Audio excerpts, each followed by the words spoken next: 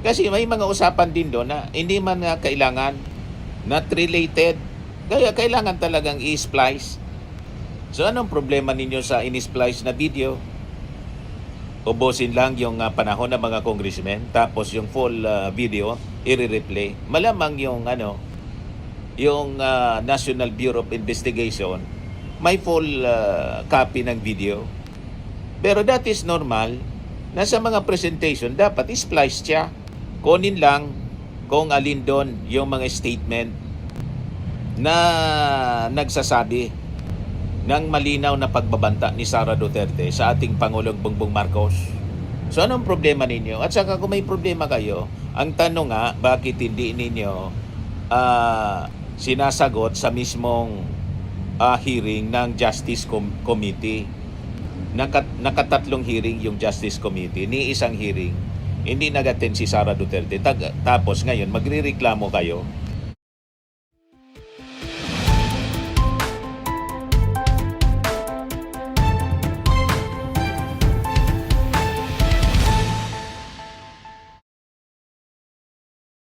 Hello po mga kababayan, si Dante Maravillas. Nag-react na ang kampo mga kababayan ni Sara Duterte sa resulta ng impeachment hearing ng House Committee on Justice kahapon, kung saan idiniklara unanimously ng mga members ng Committee on Justice na may probable cause na ma-impeach si Sara Duterte dahil po sa preponderance of evidence. Napakalakas ng ebidensya laban kay Sara Duterte. So ito, naglabas na ng statement po yung kampo ni Sara Duterte. So sabi dito sa report ng GMA News, evidence is curated, even spliced. Madaling sabi, arrange at saka spliced. Alangan man hindi splice. Hindi man pwedeng lahat i-present doon.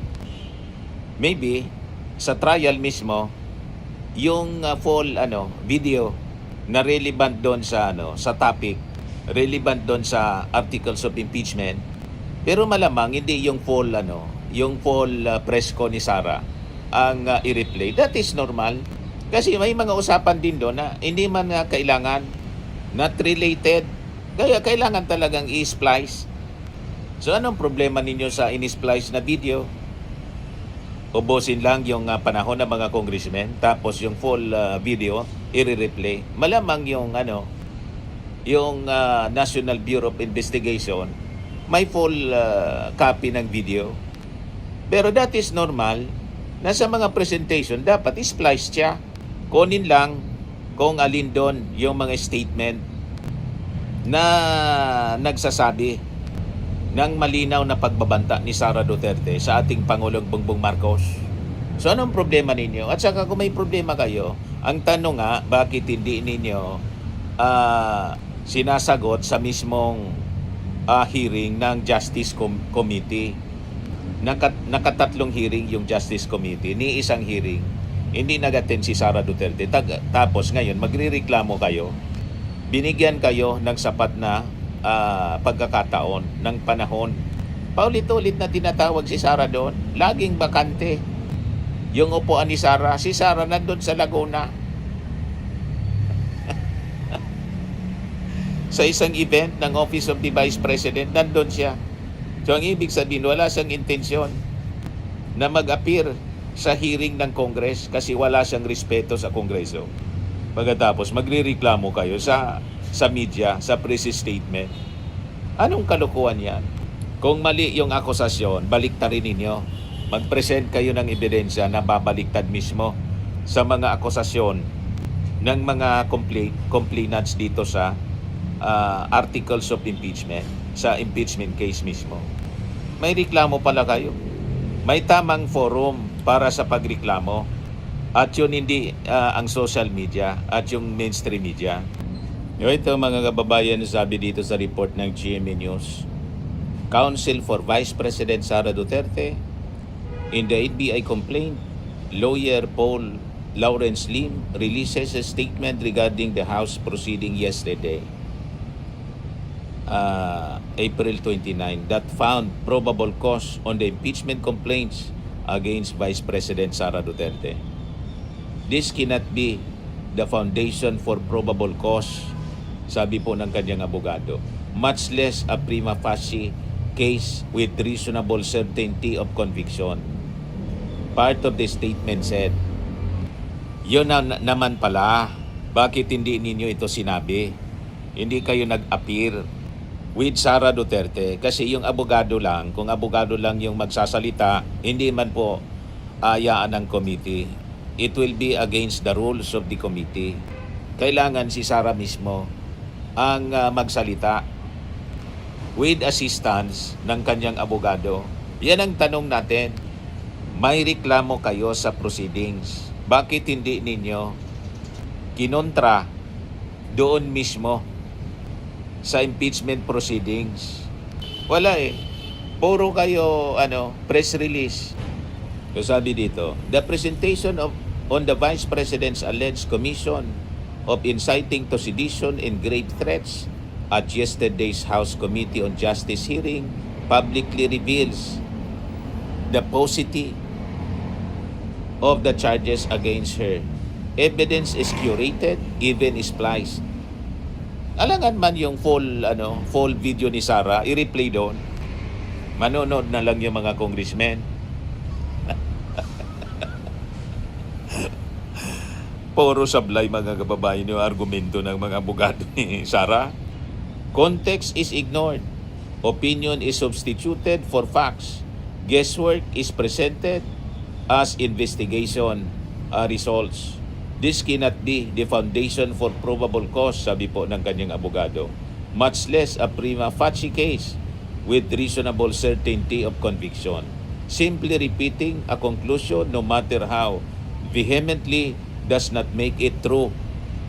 Paano hindi totoo na kasi sinabi nga ni Sara, quote on video, kasi press con nga yun niya online. Mula mismo sa kanyang bibig, no joke, no joke.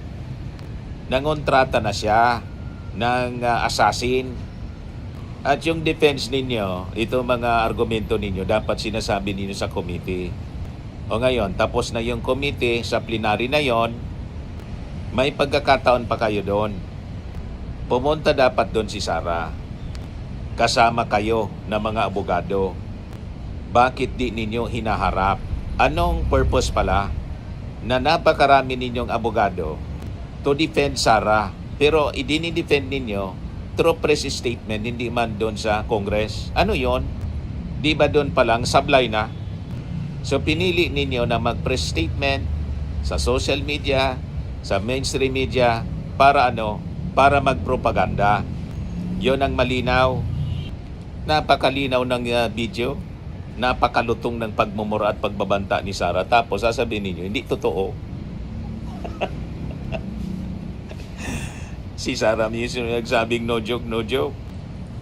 Sabi pa dito sa statement, similarly, the attempt to create a causal link or relationship between the Vice President in alleged comments against the President demands a gigantic leap in logic in abandonment of basic evidentiary principles. The non-existent connection to the Vice President is posed as a mystery, still under investigation with no immediate answer, but strategically implies guilt. This excites judgment without evidence. Anong walang ebidensya? Na yung ebidensya, yung bibig niya mismo. Recorded yung kanyang pagsalita. No joke, no joke. At inamin niya doon sa kanyang pagbabanta na nanlilisik yung mata at umuusok yung bumbunan na may kinontrata na siya at nagsabi na yes. O, di ba? Napakalinaw. Pure na plus na panloloko. Para na panloloko yung ginagawa ninyo para mag-deny. Sa husgado kayo magpaliwanag. So, sabi pa dito sa statement nila, if there is anything that was proved by yesterday's proceedings, it is to confirm that it is and has always been a fishing expedition. aimed at giving a semblance of substance to the defective impeachment complaint. What? Anong sinasabi ninyong fishing expedition na yung isda na nabingwit na sa bibig mismo, nahuli na? Ang fishing expedition, kung yung fish nasa tawag dito, nasa dagat pa, hinahanap. Dito po, hindi na eh. Nahuli na yung isda. Kaya walang fishing expedition. Nahuli yung isda sa bibig. Tama po mga kababayan. Walang fishing expedition dito. Kasabi pa ng kanyang abogado, with the committee hearings finished, the issue of the alleged commission of crimes will be addressed at the proper fora where evidence is expected to support judgment and the rule of law is expected to be respected. Ganun naman pala ang paniwala ninyo, ang proper forum, yung Senado.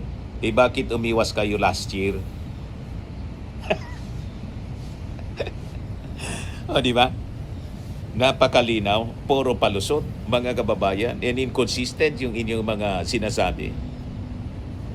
Yung last year, immediately iniakyat sa Senado with 215 signature. Nagreklamo kayo. Hindi daw binigyan ng due process. Nagreklamo kayo sa Korte Suprema. Ngayon, nang binibigyan kayo ng due process, kaya nga walang TRO yung Supreme Court. Sinasabi naman ninyo, hindi proper forum yung pagbigay sa inyo ng due process, hindi pala proper forum yun. Di ba? Ayaw kasi ninyong mag-isa. Ayaw ni Sarang matanong. Kasi hindi niya kayang sagutin yung mga tanong ng mga congressmen. Ang gusto niyang magtanong, yung mga tulad ni Amy Marcos, tulad ni Robin Padilla, tulad ni Bato de la Rosa. Yan ang style ninyo po. Kahit sa media, ang gusto lang ninyo magtanong yung mga alipores ninyong media, social media at mainstream media na friendly sa inyo. Pero pag hindi friendly, walang tanong-tanong. Gabi mismo ni Sara. Yan o. Hindi